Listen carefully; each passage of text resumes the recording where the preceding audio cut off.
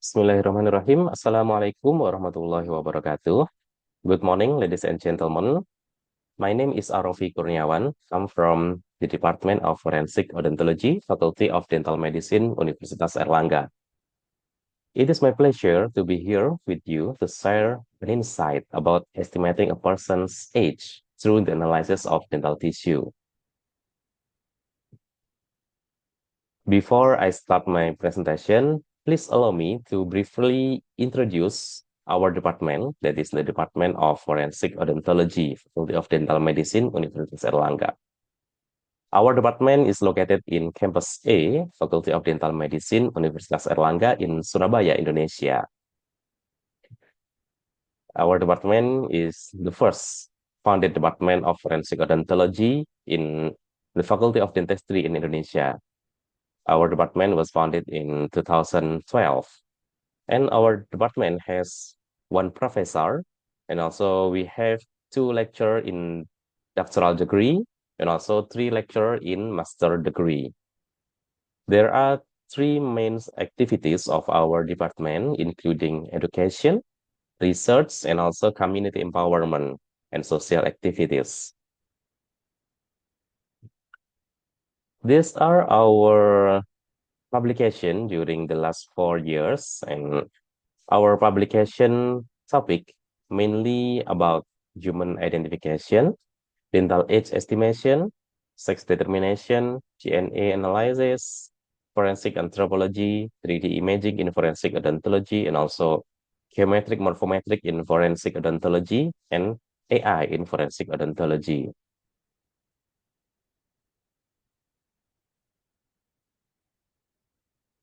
This is some of our community empowerment and social activities.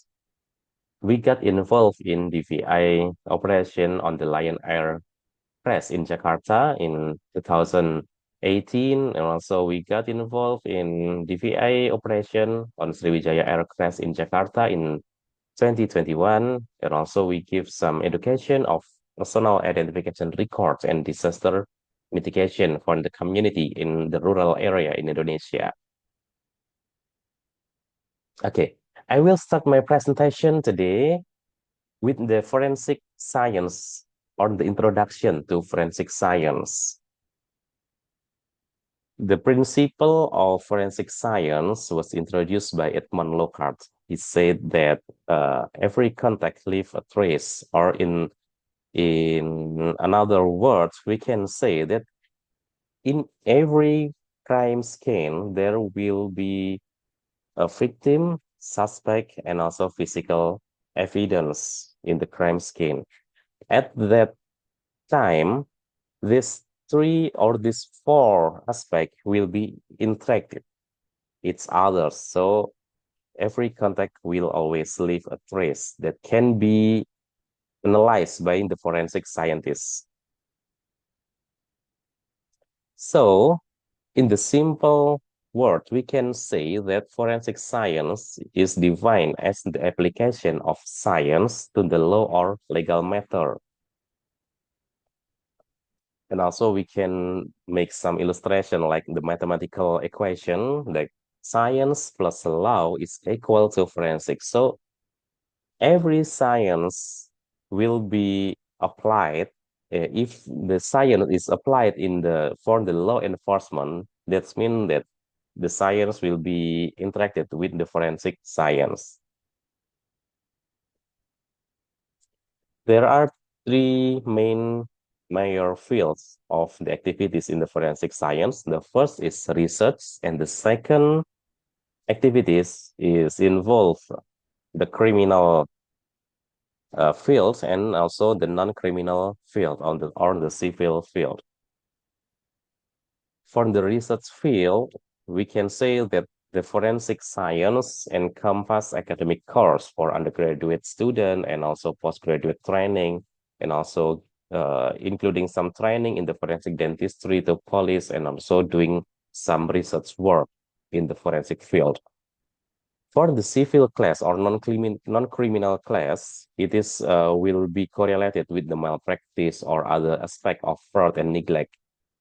And also for the criminal sector, it is associated with the identification from bite mark that may be present on the victim and also export weakness in card and many other aspect in the criminal. Okay, so we will move to the definition of forensic odontology. The forensic odontology can be defined as the branch of dentistry which, in the interest of justice, deals with the proper handling and examination of dental evidence and the proper evaluation and presentation of dental findings. Also, in other words, we can say that forensic odontology is the combination between the science and art of dentistry and the legal system. The forensic odontology involves the management, examination, evaluation, and presentation of dental evidence. So we can use the forensic odontology to support the law enforcement. There are some scope of forensic odontology. The first is about management and maintenance of dental record that comply with legal requirement. And the second things, it is correlated with identification of human remains by comparing antemortem and postmortem dental information. And also, the scope of forensic odontology is about collection and analysis of bite mark on inanimate materials or injured tissue. And also, it is correlated with the recognition of the sign and symptom of human abuse.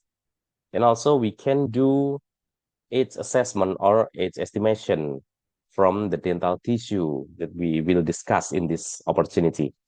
And the last one, it is correlated with sex determination of a person. The next question is, why do we need human identification? There are some reasons why the human identification is important. The first reasons, because human identification is always correlated with the law enforcement. It is clear, I think. And the second, because it is correlated with human right consideration, both for living and deceased person. And also it is correlated with the religion, social, and cultural aspect. And also it is correlated with the monetary, including insurance, banking, pension, and many others of monetary aspect. And also the identification is correlated with the merit status of a person. And the last reason, because it is important, because it is correlated with relieving of sadness for the family. Okay, we will go to more focus on the dental age estimation or estimating a person's age through the dental tissue. I will start with the definition of each word. We have three words. The first is dental, the second is age, and the third is estimation. I think the dental term is clear because if we are talking about the dental, so our discussion will focus on the human dentition. And the second word is the age. There are two categories of age. The first one is chronological age, and the second one is biological age. We will discuss in the next slide about the age. The third word is estimation. So in this discussion, we will do the estimation of a person age. We are doing the estimation, not the determination, because it is different between the estimation and determination. For example, for the determination, we can say, for example, it's like sex determination because there are only male and female. But for the person, for the dental age, we can say that it is the estimation. In the dental age estimation, we will got such kind of age range of a person.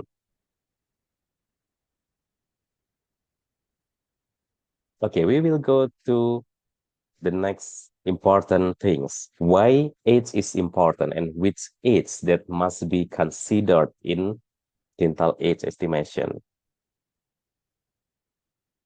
Why age estimation is important? we have some reasons about the importance of dental age estimation. The first, because dental age estimation is needed for age estimation in criminal juvenile.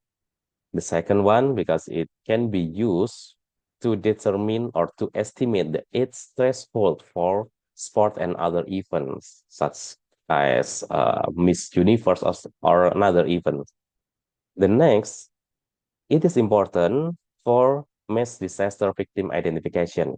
And also it is important for skeleton remains identification and determining the legal age. And also it is important for determining or estimating the pension age of a person.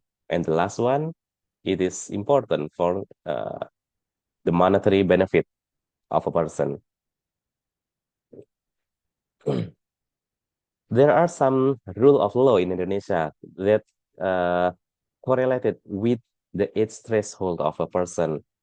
For example, for the marriage age threshold is 19 years old. That means for male and female in Indonesia can get married after after they reach the minimum age of 19 years old. For the juvenile court, the age threshold is 18 years old. That means before or under 18 years old, they are categorized as children, and over 18 years old, they will be categorized as an adult. And also for to get the driving license in Indonesia, we must 17 years old at minimum.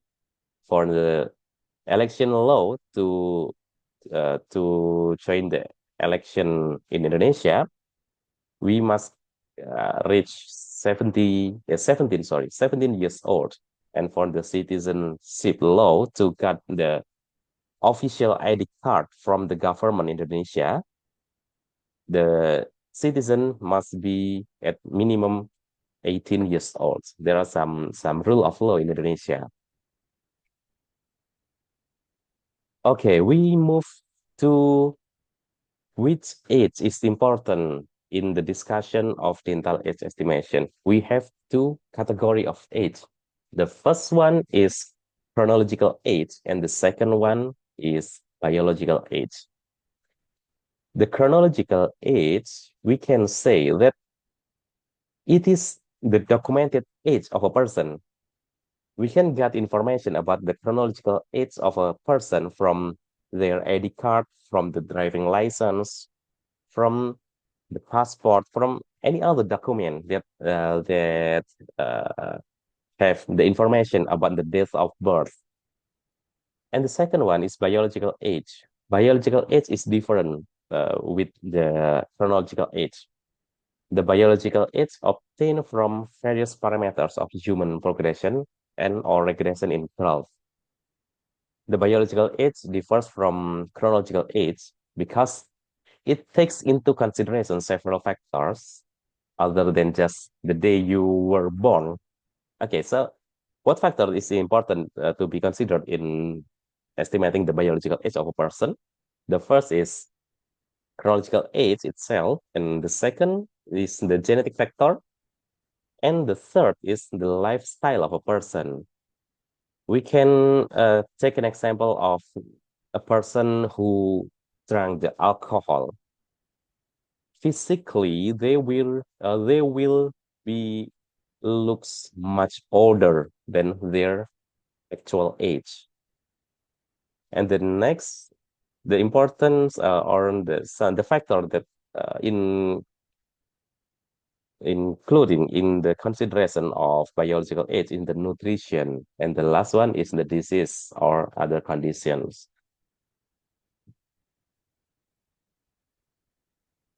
Okay, in the previous slide, I just explained that the person's age is more than just their physical appearance. We can check in this picture. Actually, this in the most left side picture here, these two person is the same person, and her actual or her chronological age may be more than 50 years old. But after he go to the doctor for the plastic surgery operation, then after she goes to the doctor and for the plastic surgery, she looks like much younger. Maybe in this picture, we can say that maybe she looks like more than 50 years old, but in this picture, we can see that maybe we can estimate that she looks like about 35 or maybe 30 years old. And also the middle picture here, this is the same person, but after he got the plastic surgery, his physical appearance totally changed from the older man, maybe around 60 years old, maybe. And then after plastic surgery, he looks like around maybe, yeah, 35 or 40 years old. That is the magic of the plastic surgery, I think. And it is different with the right picture here. Actually, this person's age is still 18 years old, but his physical appearance looks much older than his actual or his chronological age because of some condition that is popular with Benjamin Button syndrome. Okay, that is some condition that influence the physical appearance or the biological age of a person. And this is the scientific rationale of the estimation of a person's age through the human dentition. The evaluation of dental tissue has long been regarded as a good tool for assessing age. Therefore, forensic odontologists and anthropologists have widely used age estimation technique involving this tissue. The rationale of scientific evaluation of dental age estimation through the human dentition can be divided into three criteria. The first, we have tooth formation and growth change. And the second one, we have post-formation change parameter. And the third one, we have biochemical changes. We move to the first scientific rationale about tooth development. Tooth formation and growth change involve the progressive morphological development of any given tooth's crown, root, and apex that and its time emergence and eruption sequence. We can see in this picture that this is the progression of tooth development. The advantage of using tooth development parameter as an indicator for dental age estimation because the first, it is non-invasive method. So we don't need to extract the teeth to do the dental age estimation. We can use the visual analysis or radiographic examination to estimate person's age. And usually it will give more accurate and reliable result of dental age estimation. Why? Because the parameter is tooth development. Because tooth development is a maturation process, techniques that utilize this rationale are reserved for cases involving fetus, infants, children, and also adolescents. Naturally, as individuals approach adulthood, they also come to the end of dental and skeletal development. Therefore, anthropological consideration that utilize hand and wrist bone, clavicle, ribs, and cervical vertebrae become more critical in the age assessment process. Okay, in this discussion, because we have tooth development parameters, so the tooth development parameter will be applicable for children from birth until about 16 years old, and also sub-adult or adolescents between 16 and 23 years old.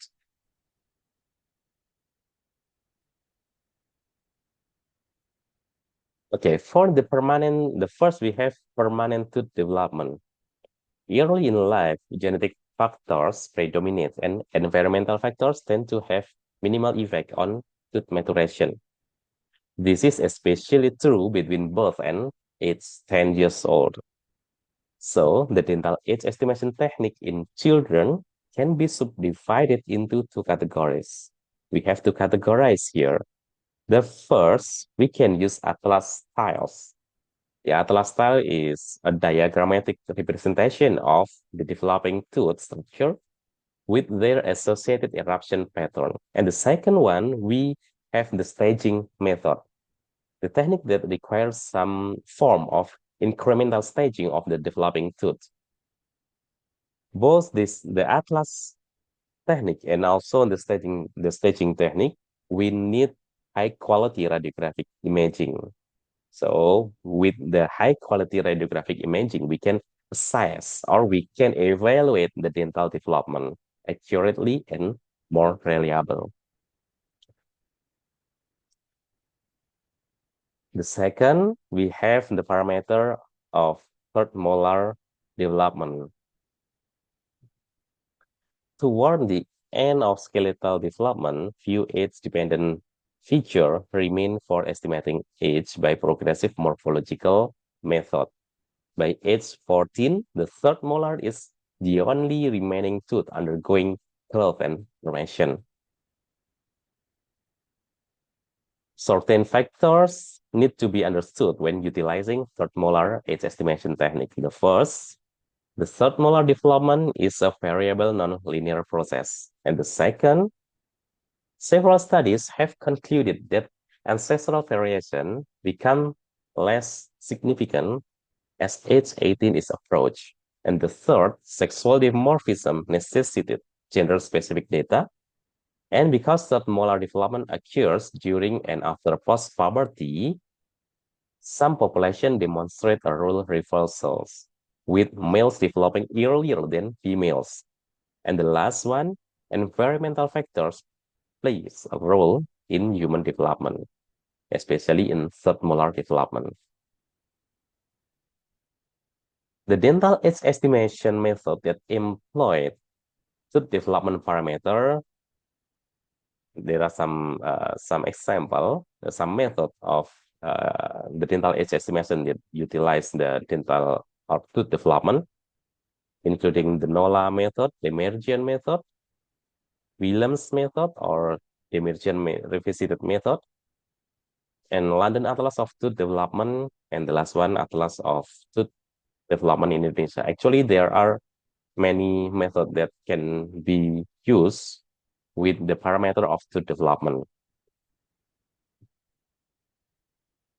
We move to post-formation techniques. So because we are discussing about post-formation techniques, so our discussion focus on age over 23 years old. And in this discussion, we can use all permanent teeth. The problem with adult age estimation is that the investigator is attempting to assess chronological age based on physiological age. Aging is an extremely individual process and is affected by how we live our lives. Alcohol, drug abuse, nutrition, disease, treatment, and accidents are all factors in the aging process.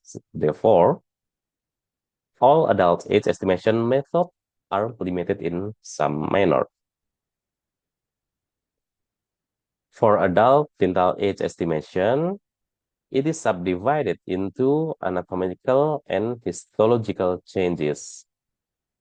For the anatomical changes, there are some parameters, including accretion, periodontal condition, apical root resorption, pulp and tooth size ratio, and also root smoothness, and also dentin coloration. For the histological change, we can observe the secondary dentin apposition, cemento apposition, and also dentin transparency.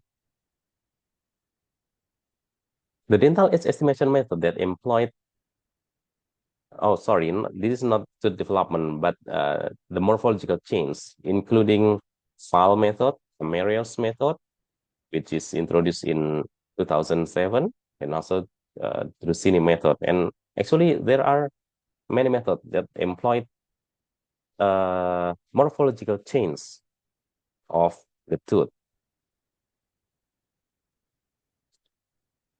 This is the historical review.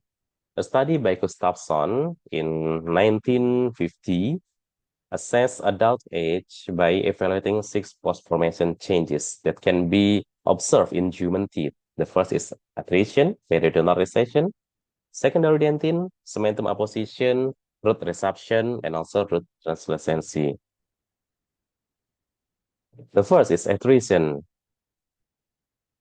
Erosion and pathological abrasions such as bruxism, fencing, toothbrush abrasion, or any other mechanical causes, including dental treatment, result in an overestimation of age.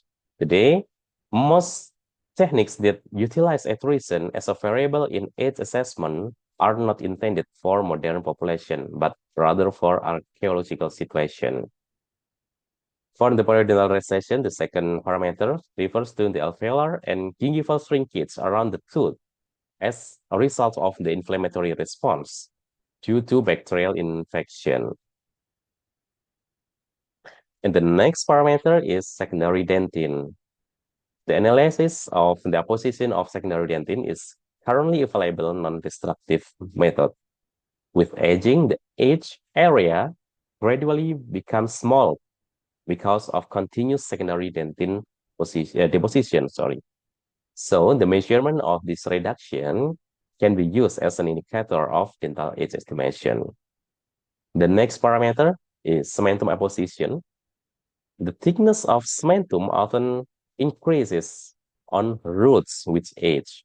Study by Solheim showed that the strongest correlation between human cementum thickness and age occurs at 1/3 of the root length from the apex. The next one, the root resorption, has been described as the least dependable post-formation change associated with age by Gustafsson. The next one is root transparency, is the phenomenon that results from the deposition of hydroxyapatite crystal within the dental tubules over time, and it doesn't appear before the age of 20.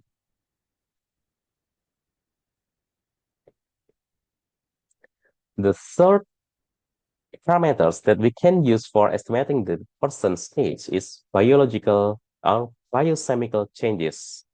Once dental and skeletal growth has stopped, forensic dental investigator must use a technique that involves either biochemical tooth change or dental post-formation change to assess the age.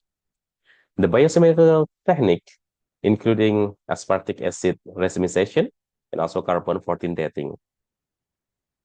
The advantage of using biochemical changes is because it has high accuracy with low error rate.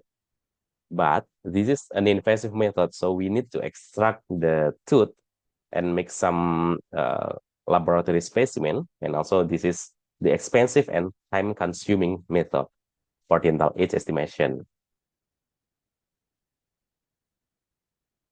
Okay, so I would like to remind about this diagram. For the children dental age estimation, we are using tooth development parameters. And for the sub-adults or adolescents, we also using the tooth development. But in this age range, we can use the third molar development. For the adult age estimation, we can use post-formation change or morphological change parameter to estimate a person's age.